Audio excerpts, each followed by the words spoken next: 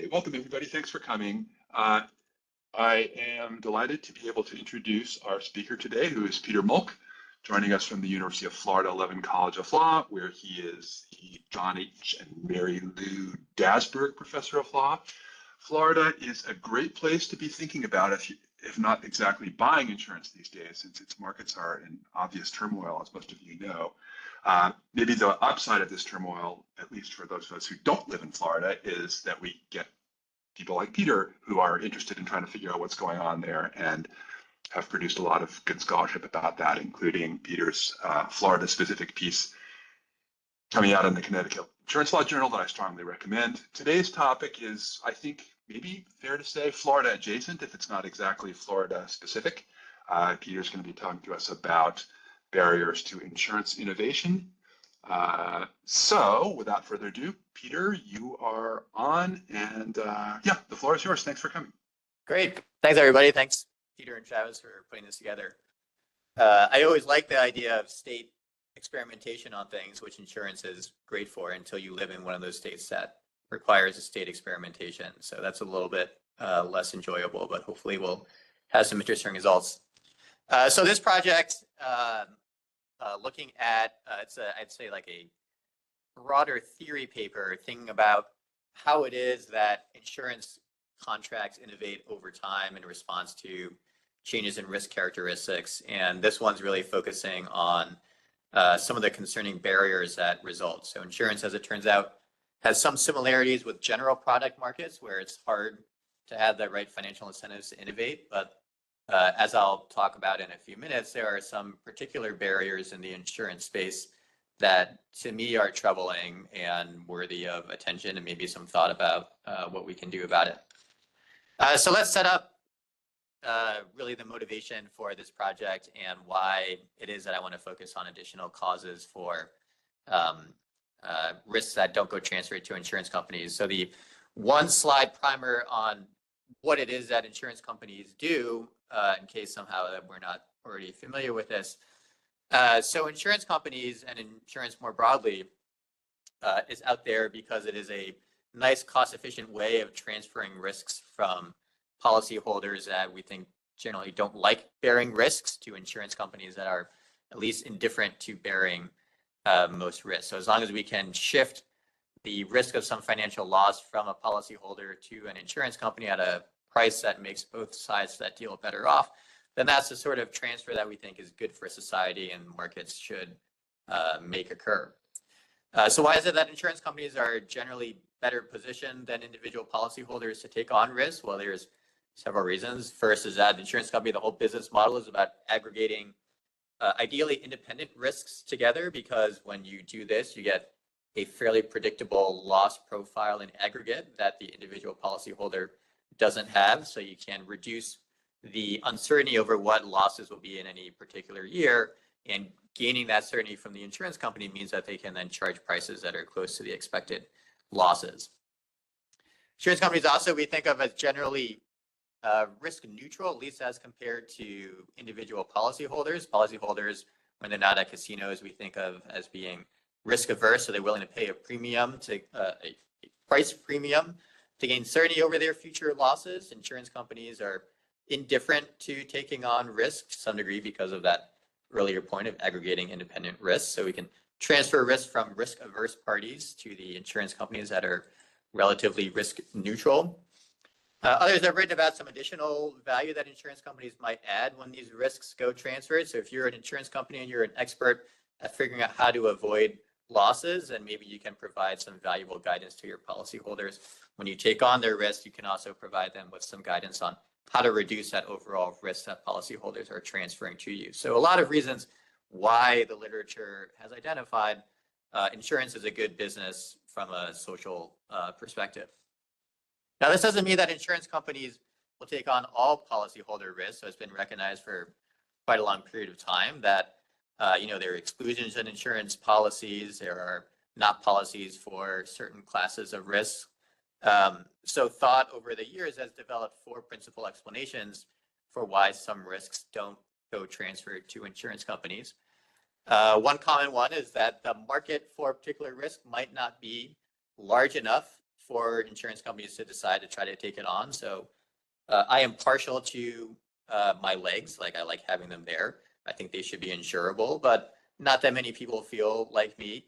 Turns out Taylor Swift does. I think she brought a $40 million policy for her legs. Mine are not worth nearly that much. So even though I might value them, I might be willing to pay a premium for the financial certainty of having them insured. Just not a lot of other folks share that perspective. So some risks don't go transferred to insurance companies just because there's not enough of a market there to justify the fixed and upfront costs that insurance companies would have to invest to try to develop a product for that market.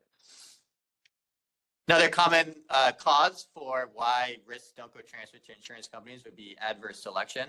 Commonly talked about in the health space, but we can see it in other spaces as well. In areas where policyholders have better information about their risks than do insurance companies, there's a worry that insuring those risks means that the pool of potential policyholders will be relatively risky, and that will cause those markets to unravel. So rather than try to deal with it through charging different prices to different risks, or maybe the state won't allow you to price discriminate on certain factors, rather than dealing with that muddled risk pool, you might just decide to have an exclusion for something like, for instance, pollution, where you think the policyholder might have better information about their potential risk on that dimension than the insurance company will have. Cause number 3 out of 4, moral hazard. Moral hazard, common developed in the insurance space, is worry that policyholders may increase the incidence, so the likelihood of a risk and the negative consequences of a risk if they have insurance.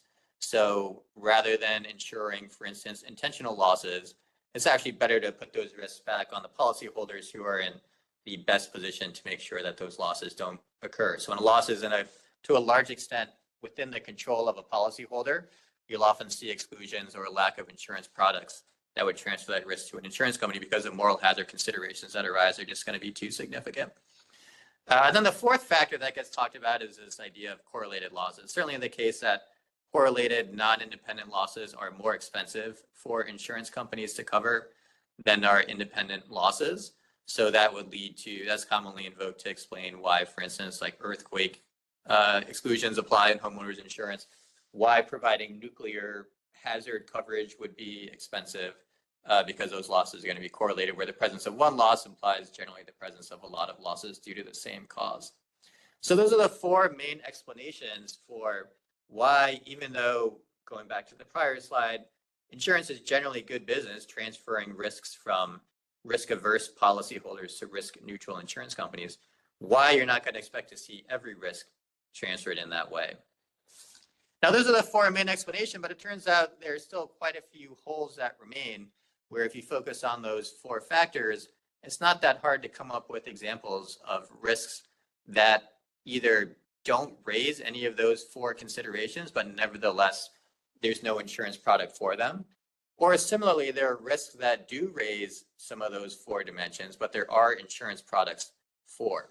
So for one example, you can point to something like, which I do, this is one of the examples I talk about extensively in the paper, but some uncovered risks that don't fit these reasons. Home equity insurance, something that was tried maybe 50 years ago or so in Chicago, where there's an effort to try to provide a market for individuals to insure the equity in their home against losses from things that are outside of homeowners' control, like, you know, the neighborhood starts to not be as nice as it used to be, or maybe some of the amenities that the town provides start to disappear. So the value, the principal asset that most people own, the home equity, starts to decline, and there's just no insurance for that, despite the fact that this isn't something that has to be correlated losses. There certainly would seem to be a large market for this. Adverse selection and moral hazard considerations don't seem to be significant, and yet this product doesn't exist on any large scale. A little closer to home for me, sinkhole exclusion. Sinkhole is not something I had to worry about until moving down here to Florida, and now I'm terrified of this thing of sinkholes, where it turns out they can just like swallow up your house while you are sleeping in the middle of the night. Not only would I lose, like, obviously, like, you'd be dead, and you lose your house, but you also, like, you can't get insurance for this thing, even if it's something that you wanted to cover. So me, now extremely hyper-focused on this risk factor, and generally a risk-averse individual, I can't get insurance for sinkholes for my home, even though, again, like I think it's 30% or so, I don't remember the exact number of houses, arguably are exposed to sinkholes across the country. So the market is large.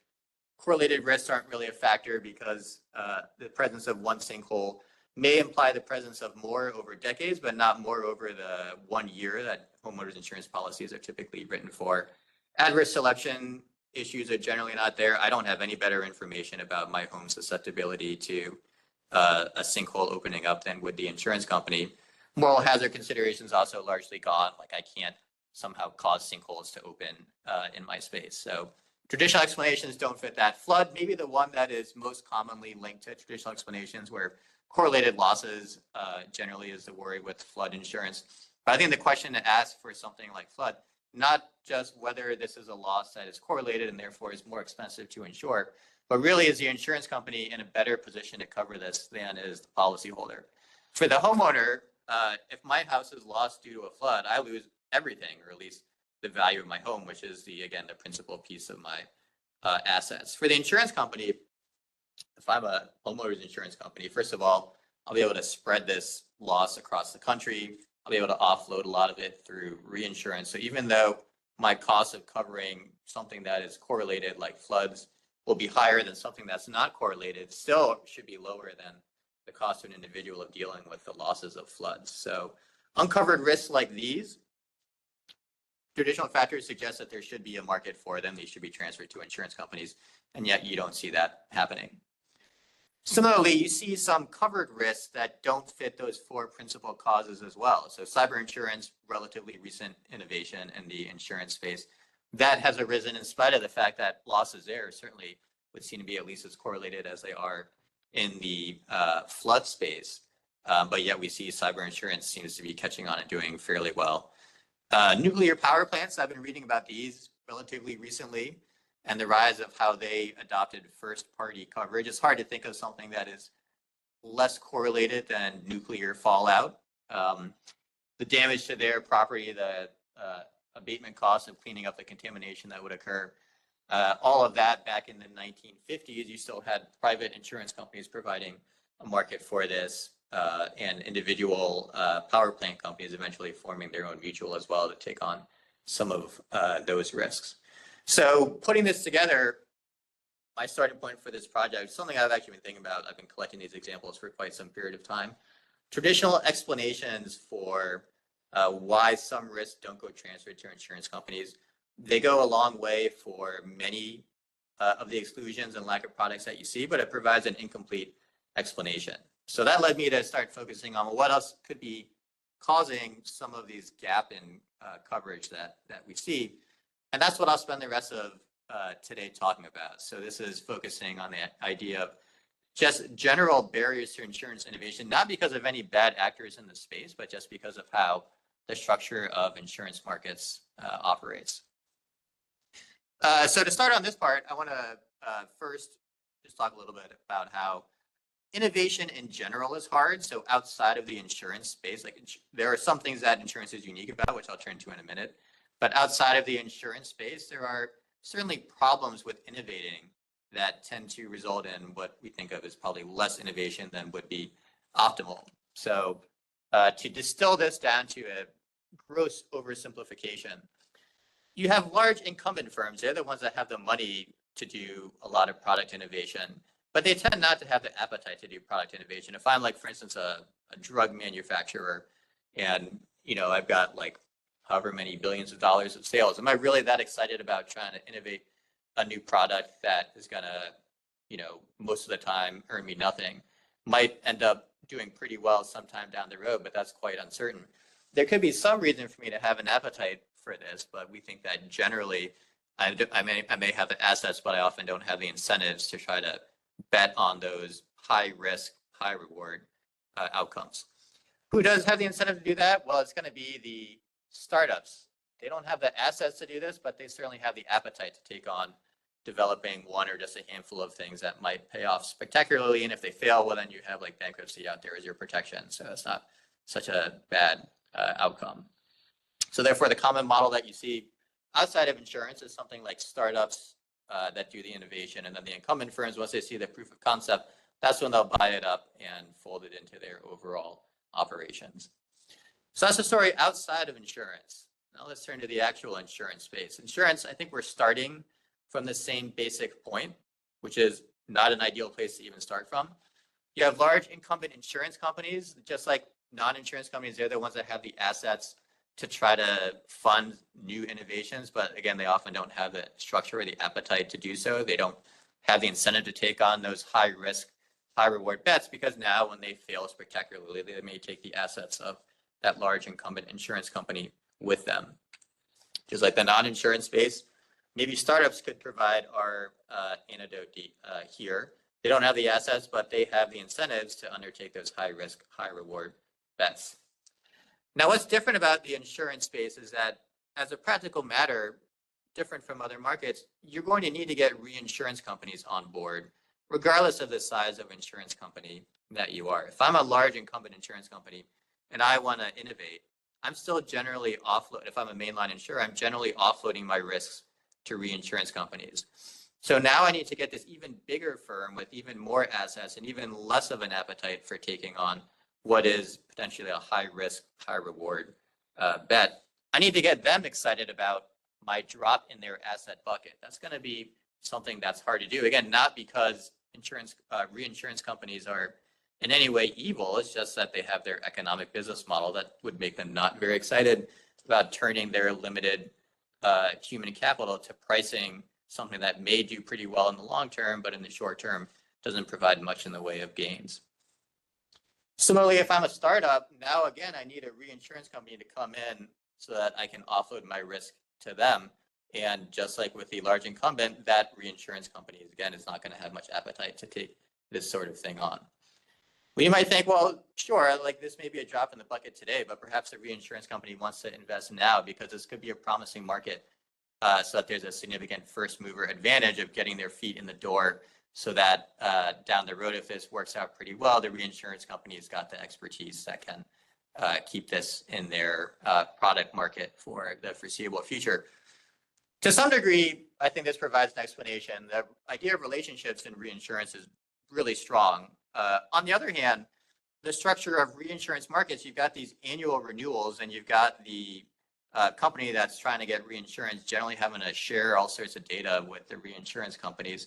So that it turns out there's actually, as an economic matter, very little first mover advantage to reinsurance companies, because if you just wait a few years and see that this thing becomes a big deal, now you can piggyback off the efforts of the other reinsurance companies that came before you.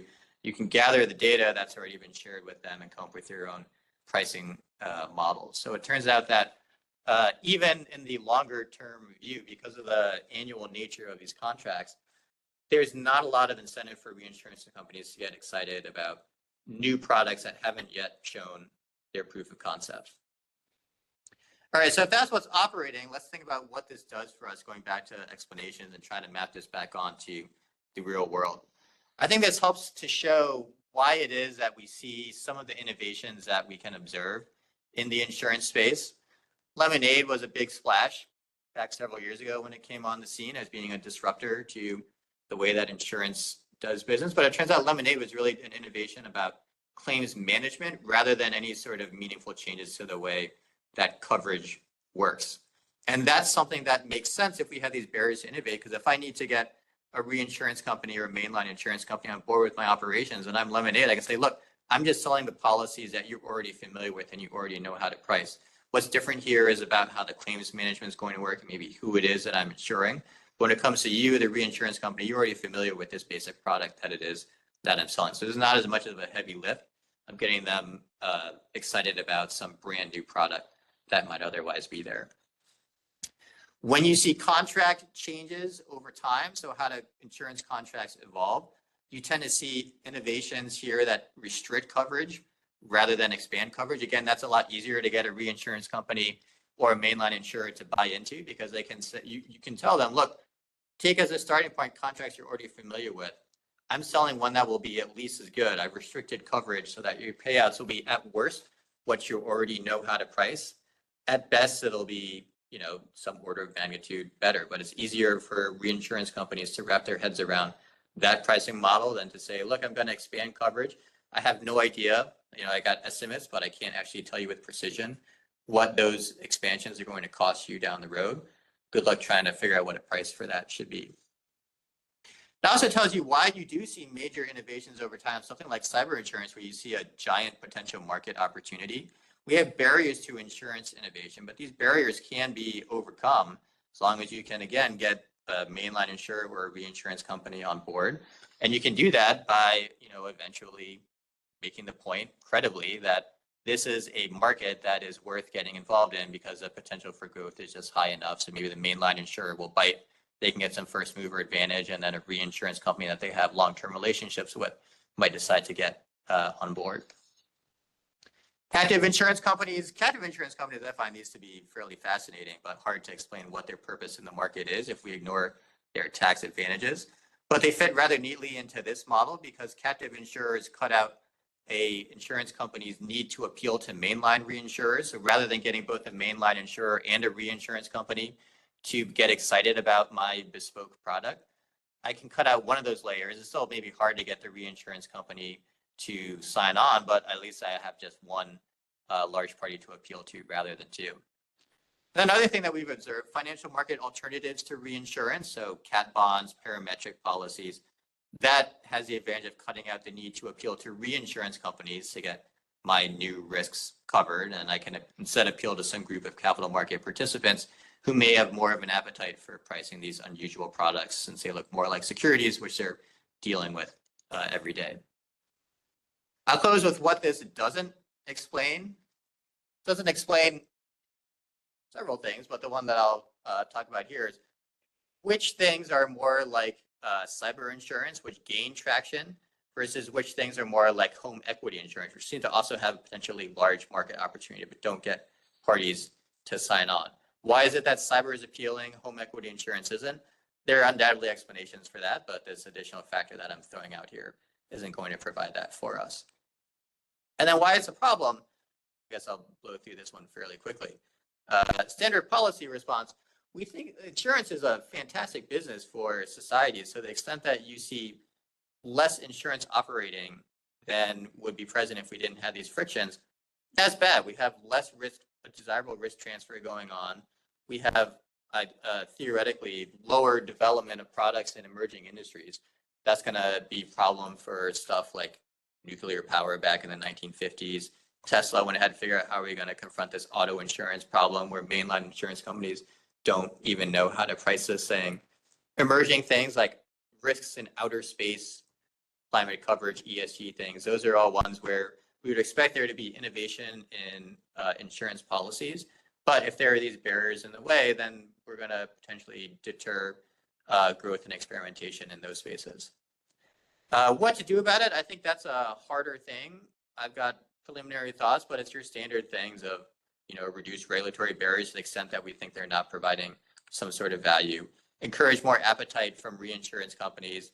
You could also, as a government, step in and act as a reinsurance company or insurance company. That means you're picking winners and losers, which the government already does through all sorts of preferential funding that is steered towards particular things. I tend to like to stick to the market-focused outcomes. So anytime we start getting involved with these sort of subsidies, I get a little queasy. But that would tend to be the standard response for something like this, where if there's a barrier to parties stepping in and doing so, let's either take that barrier away or incentivize us in other ways to overcome the barriers that might be out there. So I think that puts me at my time. I would love to hear what thoughts there are. Great. Thank you. That was a very efficient presentation and a great paper. So the queue is open. I might take the privilege of asking the first question. So I find this fascinating, and I have one point of information and one kind of question. So there's a part of the paper and in the presentation where you give the impression that the sort of large and incumbent insurance companies aren't really able to innovate in the way that a startup would. And I know that at least in the health insurance space, that a lot like Optum, for example, has a venture capital arm that invests in startups. And there's all these other, like Cigna has the same and stuff. And so like that would seem to be a phenomenon that would be relevant to this. And if that's not achieving what you and maybe it doesn't exist in property casualty, I don't know, but that seems to be a relevant data point.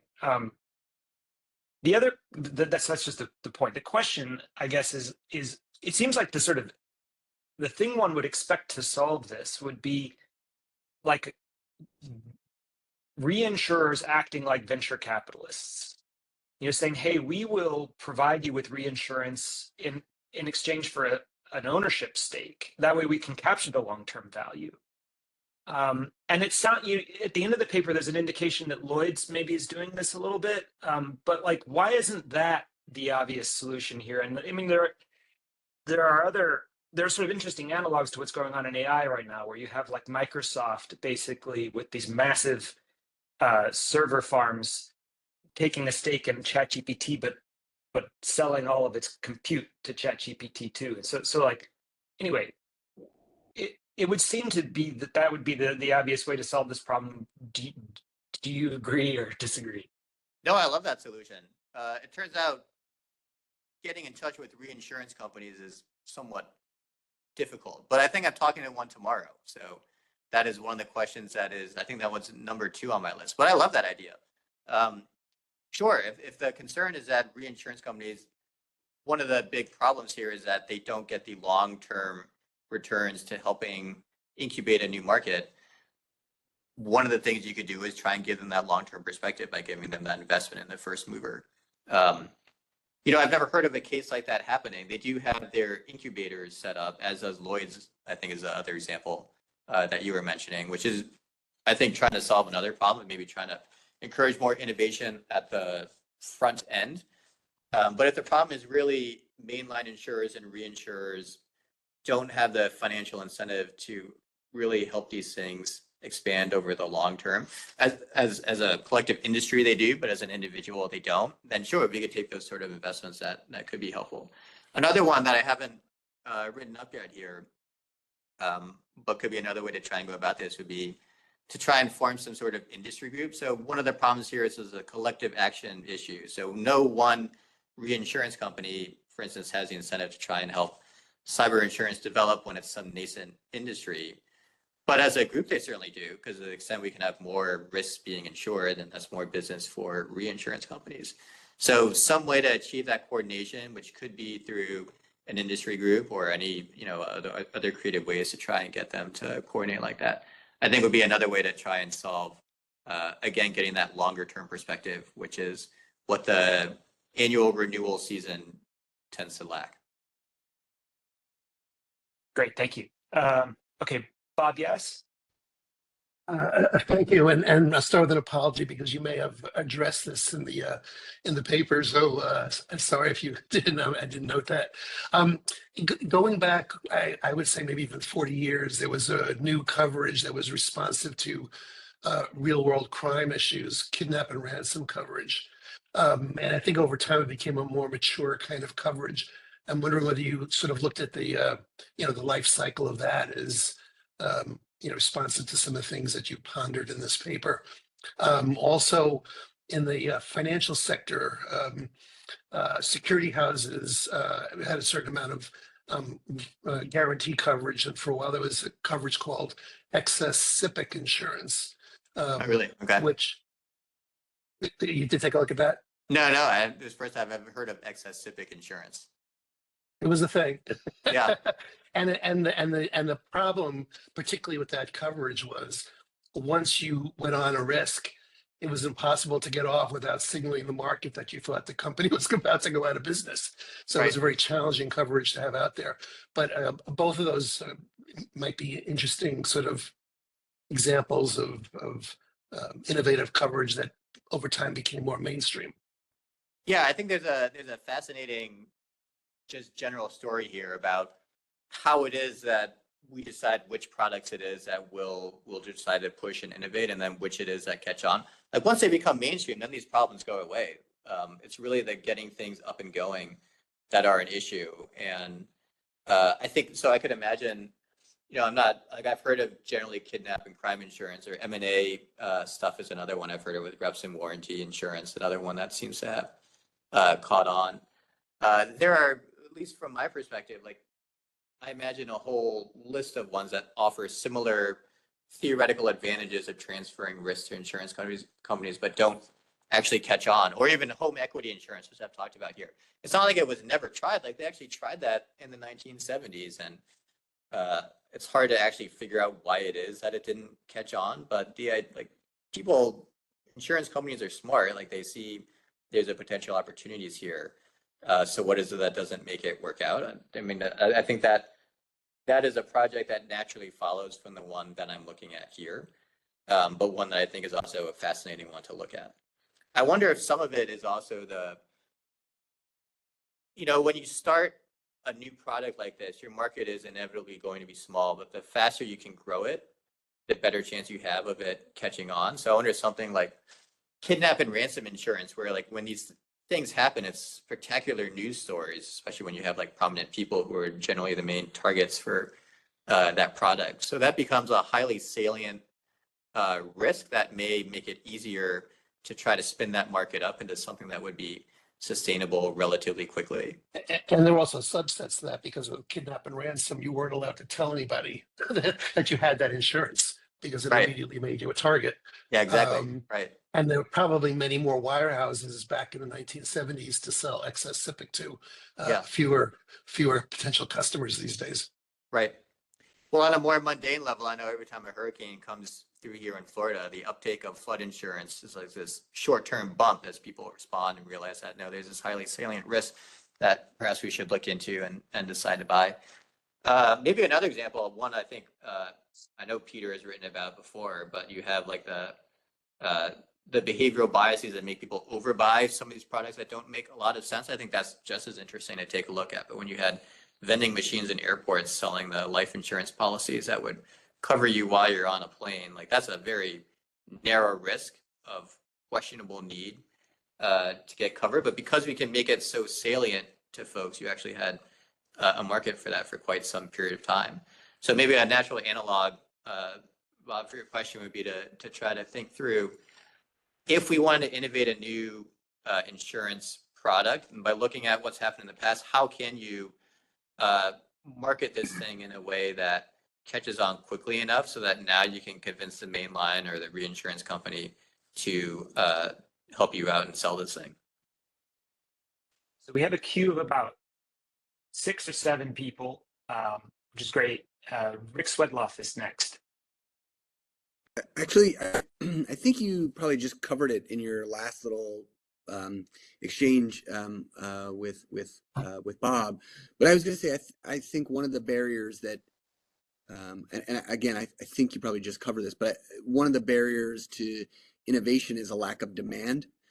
And part of the lack of demand is, as you said, the behavioral biases about what people think they need. But another part of that is probably one of the reasons, especially that innovative companies buy insurance, is because someone tells them that they have to have it, or that they would feel like suckers if they don't have it. That is like, and very few people are thinking about the fact that they probably need it, right? Like, and so I think just sort of exploring that space is probably useful to developing this thesis. That is, it's not all supplier side. A lot of this might be demand side. Yeah, I think that's true. That certainly helps to explain maybe why markets may be so small, at least initially, that it doesn't make sense, again, for the mainline or the reinsurance company to take this on. It does. I guess the two things I would think about in this space. One, if I have a small market, that means that maybe that's where the small startup insurance company has the most potential to gain, where like they can certainly capitalize on that small market, but if they think they can grow it to a larger one, it may not make sense for the incumbent to try and do this, but the startup, should have the appetite to take that on. The second one would be, but you have to have sorry, go ahead. Peter, but in response, like you have to have enough demand that you're actually. Oh yeah, they can't be like 0 or 1 person. Yeah, no, but I mean, right. It has to be the law of large numbers or whatever has to kick, right? There has to be something predictable in the amount of demand that you. Sure. So Yeah, you need to get enough demand of differentiated risk so you can put together your portfolio and make it justify the opportunity cost of the capital that you're devoting to this thing. Sure. No, that's absolutely true. On the behavioral biases, so like this is a hard point generally for insurance to wrap its head around because there's all sorts of studies pointing in different directions that makes it hard to generalize.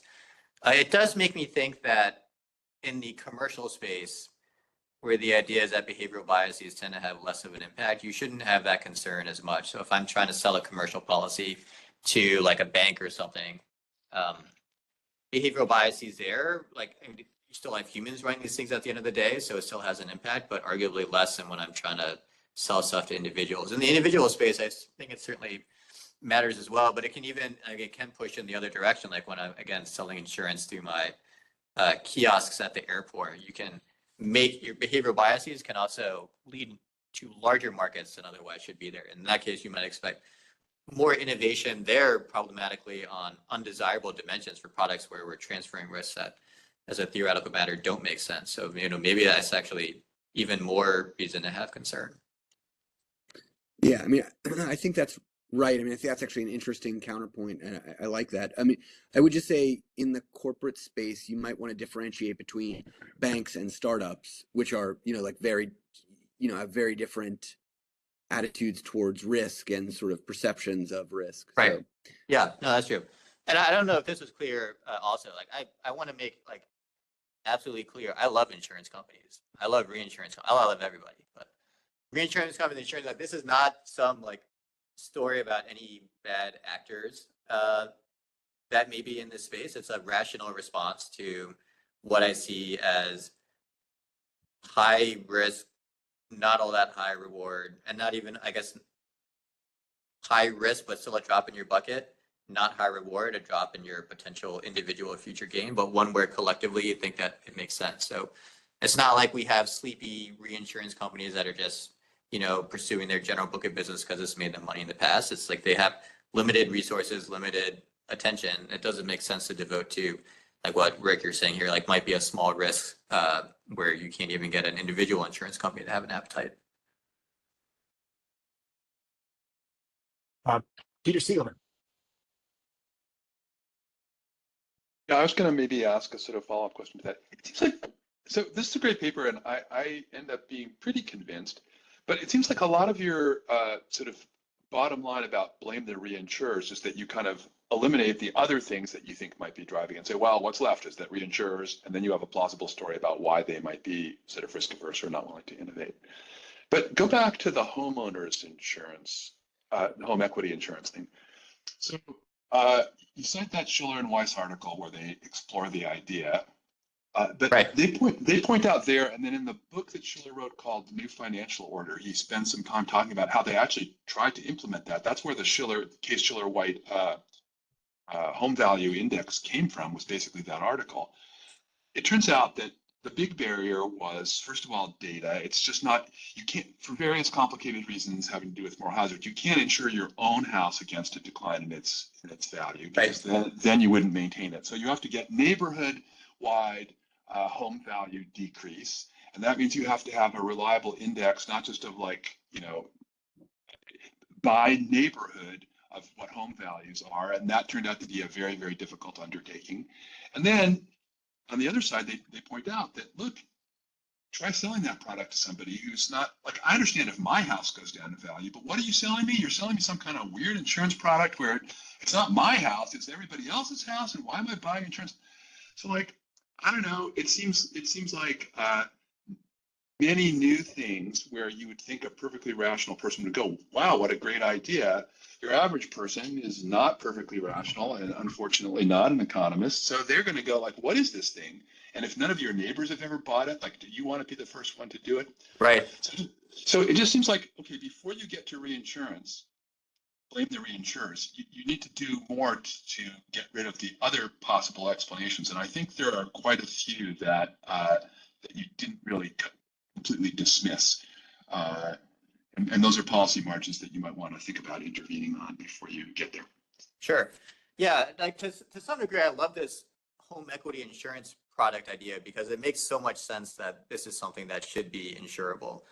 On the other hand, this is something that was tried and like it didn't catch on. So like it's not the perfect example for me because like presumably there was some problem with why it didn't catch on. You've identified a lot of them. Some of them I think, so the nice thing is that some of those issues have gone away in current times where you've got like Zillow that can, I think, much more accurately price things. We don't need to actually price the individual value of home or even homes in the neighborhood. What we would care about if I were trying to design a home equity insurance product is just movement and values over time. So as long as I get I don't need like individual numbers to be accurate. I just need like trends in those numbers or directions to be what matters. So I think data availability there has gotten significantly better in recent years. It's still hard, I think you're right, to convince individuals to buy this thing, which maybe goes to the size of the market. And even back to maybe what Rick was asking right before you. Something that is new can be difficult because it's such like a foreign concept idea, like difficult to get people to buy into. But, you know, if it's been around there for several years, it starts to seem like second nature. It's not this foreign thing anymore. So maybe getting through that initial period of time is one of the challenges to, like, again, spinning up this market as something that would be sustainable. Okay, so like I'm not a big fan of TikTok, but like maybe here's where it could be helpful. I gotta like hire a couple influencers to, you know, market this thing for me and get it to seem like not such a foreign concept. And like this is somewhat facetious, but I think like if one of the major problems is getting people to recognize the challenge of this product, like I should be able to describe it in 20 seconds what this thing does. And you get some trustworthy person on the internet to do this enough times, that could get folks to buy in. Again, it takes a significant upfront investment. And if I'm a reinsurance company and I don't know if I'll be able to recoup that over time because these are annual contracts, then like that's a problem. The more upfront investments you have in a market, the more individually it's a problem. But again, like collectively as an industry, it would still make sense to try and make that thing run. I didn't know there were any trustworthy people on the internet, but anyway. Yeah. Well, Peter, what's your TikTok presence? You could be like the insurance influencer. But I was trying to take the point. Like I think even in the examples that I'm talking about here, traditional explanations do still apply to some degree. I think that they don't provide a complete picture for why it is that, you know, something like cyber can overcome the correlated loss issues, but like flood can't. Like obviously flood, now you're crowded out by the federal government providing this product, but the federal government provides this product because private insurance companies just dropped out of that market. Great. So I count, I think 5 on the queue. We've so Will Reed is next, and then James Ingersoll. Right, thanks. Well, first of all, thank you, Peter, for a thought-provoking paper and very readable style, which I appreciate. My question actually goes back to the principal explanations portion of your paper, and you had 4 of them there. And reading through the examples, I was wondering if there might be a 5th, you know, fairly traditional explanation to throw in terms of product differentiation. And some of the examples you had, like with liability, excluding pollution, or D&O, excluding merger-related risks where we have, you know, separate reps and warranties, insurance. If some of this might be, you know, kind of smart marketing in a way where you eliminate some risk from a product when you're looking to drive demand to another product. Right. Yeah, presumably with the idea that then you can, like, I guess that would fold back into a roundabout way to try and get at the adverse selection issues. So I could see, like, usually product differentiation is to try and get folks who are higher risk on a particular dimension to identify themselves and pay more for coverage. So here it could be like in the examples you just talked about, if I'm more like normally if I'm not gonna, mergers and acquisitions, like that's something that gives rise to certain risks that make me a riskier company to insure than others. So if I think that a merger or an acquisition might be on the horizon sometime, then, you know, that mainline insurance, like mainline D&O policy wants to carve that out and make me pay a separate amount for that policy. Just like for a homeowner's insurance policy, it doesn't cover damage to your car because they want to spin that off into a separate product because not everyone has cars, except they do. They have different types of cars that cost different amounts. So I think that ties back into the adverse selection piece. adverse selection provides a ton of explanatory power for a lot of the different risks that are out there. When I'm considering the D&O one, like I'm looking at not just the problems that would be covered by an alternative product, but there are going to be gaps that are left. Those are the ones that I'm really trying to focus on here. So like the lack of sufficient consideration dealing from or coming from a fiduciary duty breach. My impression, I'm happy to be corrected. Like I'm not as much an expert as all of you are, but my impression is that that sort of thing isn't going to be covered under a reps and warranties policy or anything else that's out there. To the extent it's covered, it would be under a traditional D&O policy. But because, I mean, they cover general fiduciary duty breaches, but not one that's going to be there in connection with a merger. If there are other policies, then that, I mean, I think that's a great explanation that you've provided. So I'll certainly try and focus on that a bit more too. Thank you. So then we have James Ingersoll and then Mark Mayerson next. Hi, Peter. Thanks for the presentation. So I guess my question going through the paper was, when you're dealing with these massive reinsurers who can effectively group new risks, even regardless of limited loss data, what's preventing them from taking a number of niche risks that they might not know what the loss is, pulling them all together, and then supporting innovation through that way? Is that just intransigence? Is there some sort of regulatory? I'm curious in terms of just why wouldn't they treat their own data and see what's out there if they can afford a little bit of loss initially?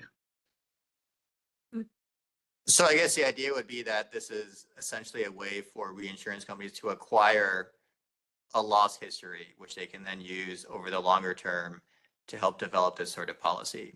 So like you take it on for, I don't know, like 5 years or something. Worst case scenario, it's not going to cost you all that much. Best case scenario, it's not going to make you all that much money over time. But what you are acquiring, I guess, is a loss history that you can use to price this thing going forward. I suppose that's something that they could do.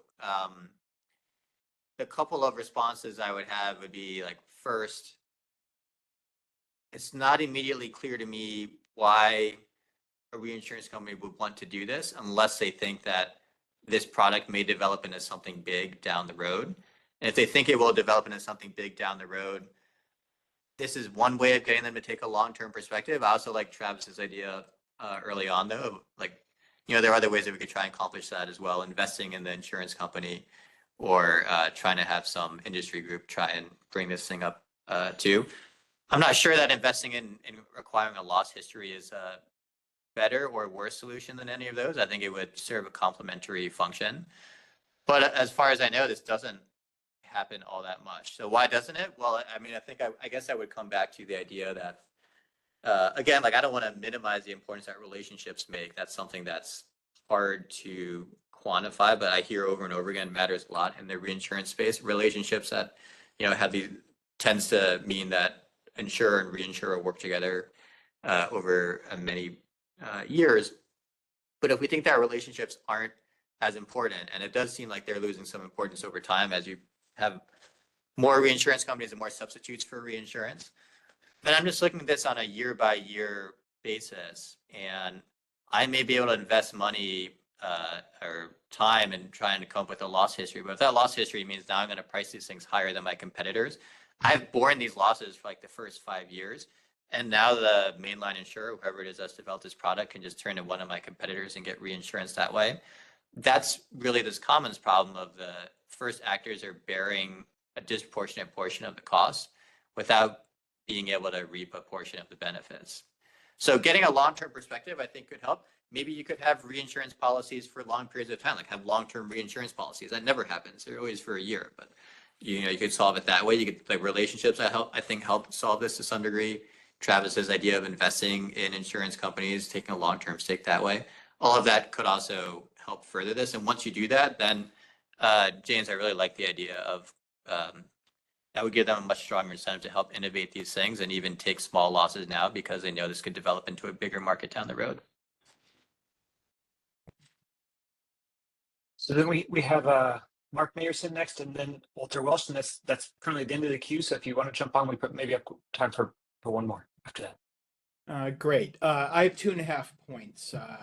One, I think reinsurers are much more nimble and innovative than you're suggesting. Not everybody is the size of Munich Re, and there's lots of arrangements where there are fronting arrangements where we really start with the reinsurers and go backwards.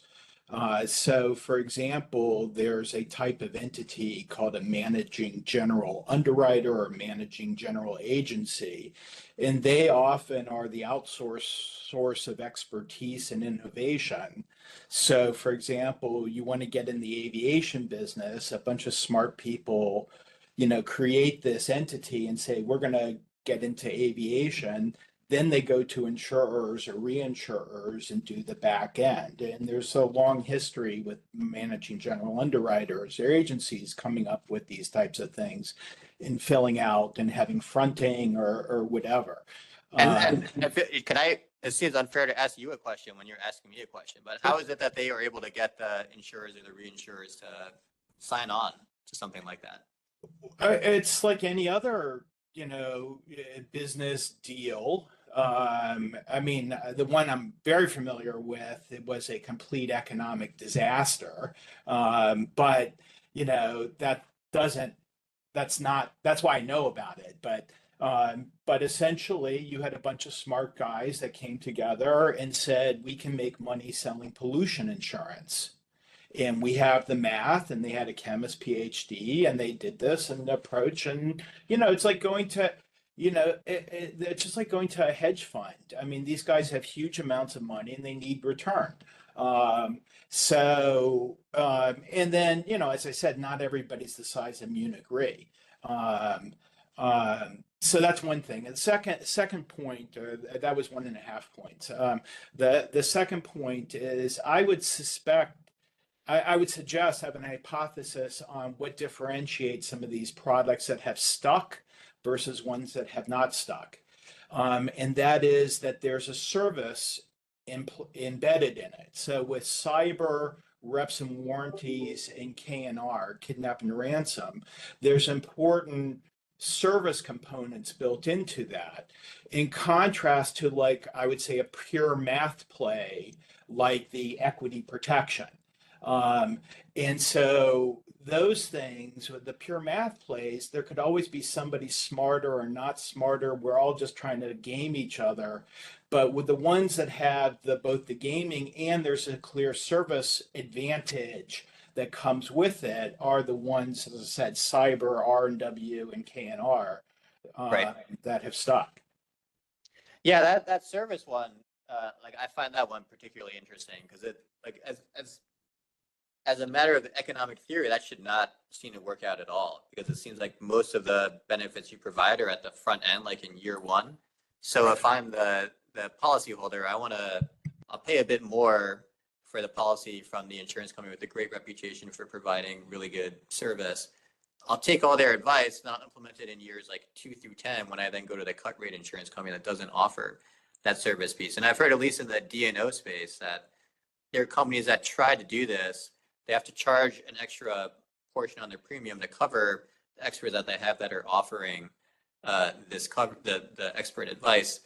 And then it unravels for precisely that reason, that they can't hold on to their customers to recoup the cost of giving that advice up in year one. So I think that's another, to me, fascinating factor to try and think through. There's real potential. Insurance companies are experts in figuring out how to avoid some of these losses. So how is it that there are some markets where they're able to stick around, like the ones that you're talking about here, whereas for others it seems to unravel? I know Rick is also working on some paper where relatedly they help the policyholder design the contracts that they're offering to reduce their liability. But then again, once you've got the contract from your insurance company, well, your language will stay fairly constant over time. So switch to the cut rate insurance company after that. Those are great points. Thanks a lot. Okay, we have Walter Welsh and then Jay Feynman. Peter, Walter, your paper covered long-term care insurance as well. Did you hear me? Can you hear me? I can. Yeah. I just deleted that from my paper because I thought that was a better example than I think it actually is. Well, one of the things I'd say about it, I'm closer to that, the multi-line large companies, the company I work for, which did workers' comp and health insurance and life insurance and disability income insurance, said, well, we can try this. We'll innovate on our base and we'll just try it, and it'll work. And we are a big name company and people would come to us and they did, but as you could tell from what's happened, and this is really not a question, but it's just to point out how hard this was. They thought they could figure this out. And what's really hard is the intersection of morbidity and mortality. That they knew people who needed long-term care would end up going into a nursing home, short-term, a skilled nursing facility. They just didn't think they would live that long. Right. But in fact, given our health system, the mortality has changed it completely. And that plus the costs of the nursing facilities really changed it. And I think about the company that I worked for. They tried it once, then they got out of the business and they got back into it again. Tom Baker's not on this call, but he's done a lot of work on the difficulties for the companies in trying to figure out how to price this. The joke we used to give, and that's the only reason I'm on here, is I would say to the actuaries, how did you figure out the premium? The premium is whatever the other market guys, whatever the other guys are charging. And I said, then what's the reserve? Oh, $1 less than the premium. So it was not science. It was like, let's try this and see if we can figure this out. And the mortality issue and the long life, there's an example of where the insurers have had real trouble is on structured settlements. The executive life was went into rehabilitation in New York, and people live so long, much longer than they. So it's just that idea that insurers have tried these things and for a while and got out of the market where they didn't work. They thought they could raise rates, but that's really just a comment, and you probably understand that anyway. Well, it's crazy to me that now what you're left with is basically a dysfunctional long-term care insurance market where now we put that risk back on individuals, which is not where that risk would seem to be best placed. You're absolutely right. And, Senator Kennedy tried to get something and did get something into the Affordable Health Care Act, but that was dropped out because there's no way the government could figure out how to make it work either. Right. Yeah. So, instead I can just buy like a lifetime annuity thing and that'll protect my income. It doesn't protect me against the risk that nursing home costs will rise faster than I expect they will. I mean, the companies are trying to use cash value, life insurance combinations with long-term care, some innovations, but it's very hard for them. Right. Yeah. Thanks a lot. That's great. So, Peter, we're at time. We've got a few more folks on the queue. I don't know if you have a few more minutes to stick around. Yeah, I absolutely do. This is fantastic. I love talking about insurance. Great. Well, you're in the right place. So thanks, everybody. This has been really helpful. Thanks for taking the time to help me out here. So we have Jay Feynman and then Jeff Estabrook. So Travis asked for a quick one. This is a quick one because now it's been covered, but let me just frame. Rick and Peter talked about the difference between demand as conceptualized in the paper and effective demand. You can have a relatively inexpensive product that people won't buy. Walter talked about ineffective demand, partly because they can't figure out the right number, partly because not a lot of people will buy it because if they figure out the number, it's just too expensive. So I would introduce some of that in the paper as well.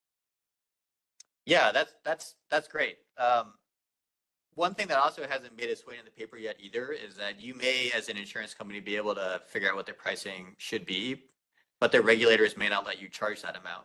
So, and it's not just that you may not, you may be able to figure it out now, but you also have to predict this into the future. So if you think that there'll be potentially large increases in rates that you'll have to do down the road, I would have significant concern that my state regulator might not let me put that in place. I think that's a factor that doesn't really get spoken about all that much, but I could see that leading me as an insurance company not to want to enter a particular industry, not because those other factors we're talking about here aren't relevant, but rather because I don't have the pricing flexibility I need to be responsive to changes in risk factors over time. Jeff, last question. Yeah, thanks very much for giving me the time. I did appreciate your presentation. I have a 30-year history in the insurance business at a lot of different levels. I would suggest to you that the insurance industry is way more innovative than you're giving it any credit for. You're sort of saying, well, cyber is the only exception that managed to sneak through. And I think that's not correct at all. I just looked down the list of the things that I've seen go on during my 30 years. Environmental never existed. until the insurance industry made it come true. How about satellite insurance, right? You can insure the launch of a satellite. Never existed. The insurance and this pet insurance, pet health insurance, is now a major product. Never existed before. And then your cyber example as well. The vast majority of these came through exactly what Mr. Meyerson said earlier, through the MGA process, oftentimes in conjunction with reinsurance brokers who then put them together with the reinsurers. I spent some time in some of the major reinsurer houses.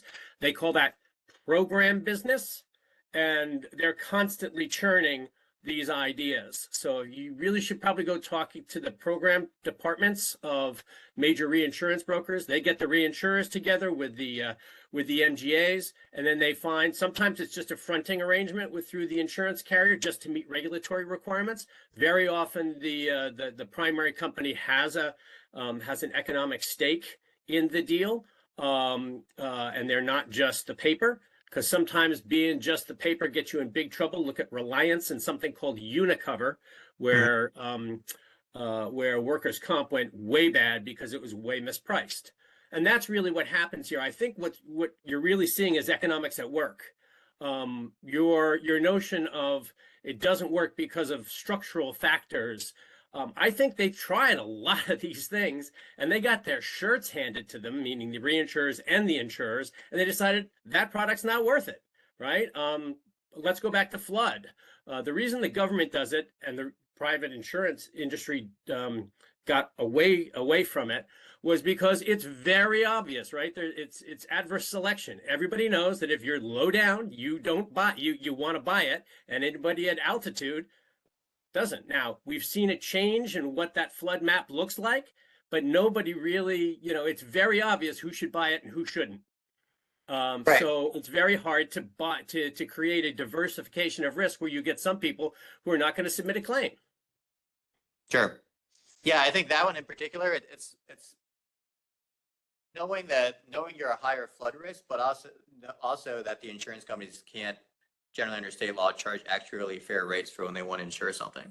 So like it'd be fine. I mean, I think insurance companies would probably have an appetite for things if they could charge what it would actually take to insure like people down in Miami. They would charge a ton. And insuring someone up in the mountains of Colorado, like sure, I'll give you flood insurance. I'll charge you like $10 a year or something like really tiny. But the fact that you can't charge those actually fair rates, I think also makes like it wouldn't be an adverse selection problem if insurance companies could charge what they know the actual cost would be for these sorts of things. But I also asked, so another question, Jeff, for you also seems unfair, but just like Mark was talking about, how is it that reinsurance companies had appetites for all of these new developments you were talking about? Like I know not everyone is as big as Munich Re, but they're still big. I mean, they've got like billions of dollars. So how do you get them excited about any new product before it catches on? Yeah, it's not easy. But I think reinsurers, very much like the insurers and the MGAs, recognize that they have to innovate or they're going to die, right? It's like Andy Grove. I don't know if you've ever read Only the Paranoid Survive, but he, at Intel, I'm going outside of the insurance industry. At Intel, he had a great memory chip business, and he realized that was not the future because he's not going to make money. So he has to recast his entire business into operating chips, right? And that's what created Intel and made it the moving factor behind a lot of the PC revolution. And he made the right bet, right? But that meant he had to get rid of everything he was doing previously. Kodak didn't, right? They didn't go to digital. And they're a dinosaur, right? So insurance companies realize that if they just do the same old thing and don't have any aspect of innovation, they may wind up like Kodak and not like Intel. They all have departments, they all have underwriters, they're all looking for opportunities to make a difference. And then you need some really good salesmen, right? You really need, like I go to the satellite business, right, which never existed. And a guy out of Maryland ran an MGA and came up with the notion that this is the shortest duration risk you will ever see. It is the moment that the engines go off until the moment that it hits, satellite height in space, and then you're done, right? So there's attraction to an insurer there. And then you figure out, well, you get the history on how successful satellites are to getting into orbit. Right. And then you sell an insurer to take a flyer. And at a certain level, they're willing to do that, and you can make that work. If they lose early, then they all tell their friends, and nobody will ever do it again. And that's the problem with innovation, is that, or you're going to have to wait a long time until somebody comes up with the idea again. But Right. this is the economics at work, not some structural issues. One of the reasons I love writing about insurance is because there's the theory piece that I can focus on, but it's also an area where I can get all sorts of insight from how stuff is actually working on the ground. So I love this. This is really great. Okay.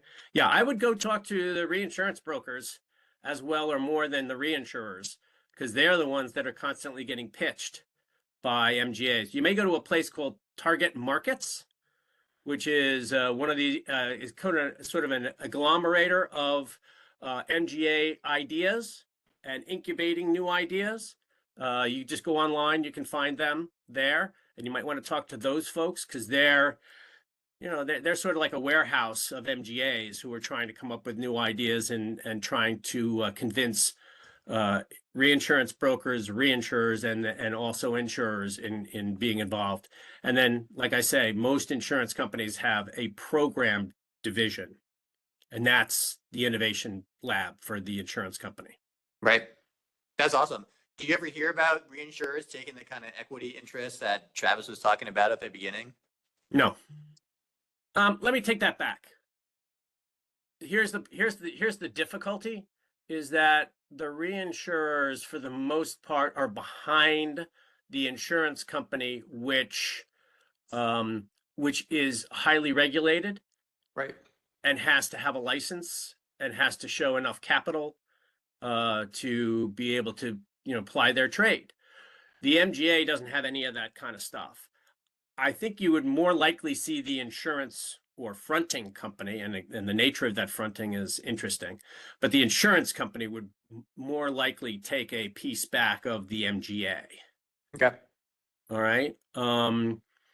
And they clearly have to align all their interests. So one of the big problems for the insurance company is that very often MGAs are really good salesmen and really bad risk pricers. Right. Sure. So if they can get a situation where all they're doing is selling and then just shoveling all the risk behind them and taking a commission, and not bearing any of the risk. Problems with that model before, where you're just Yeah, lots you're of places. originating a lot of loans and securitizing them and selling them off to others. Exactly right. It's Got no much skin like the in the housing game. crisis. It becomes a derivative for them, right? And Yep. all they're doing is they're making a ton of money selling. And MGAs are really good salesmen. They're the ones trying to convince the insurers on the back end and the customers on the front end that this new idea really has legs. Right. Although I guess if they're long-lived enough and they can have their own individual reputation, so you have a success of doing these over the past, hopefully that gains you some credibility for the next ideas that you pitch. Yeah, that is very much the case. But most insurance companies have gotten smart enough to say, look, you're going to bear a lot of pain along with me if this doesn't work out. Yeah. It's not a one-way street. You always have to get the incentives lined up so that if you're going to give the pen, if you're going to give the ability to make a yay and nay decision and a pricing decision to an MGA, then they better bear the risk to the extent their pocket can take it, of it going bad. Right. That way we're all in bed together, and they're not just selling. This has been really helpful. You holding the bag. Yep. Thank you. Yeah. It's an interesting Fascinating. business. So that further reinforces my desire to get more content for this workshop on brokers and agents and that aspect of the insurance industry. I think there's far too little sort of scholarship and theory on that that I'm aware of anyway. So if anyone is aware of anything interesting in that register, please let me know. But anyway, thank you, Peter, for a fascinating paper and a really interesting conversation. Yep. Yeah, very well, thanks profound. everybody. These insights are Great terrific. questions. This is exactly what I was hoping for. Great. So were we. So We'll walk away satisfied. See you in 2 weeks, everybody.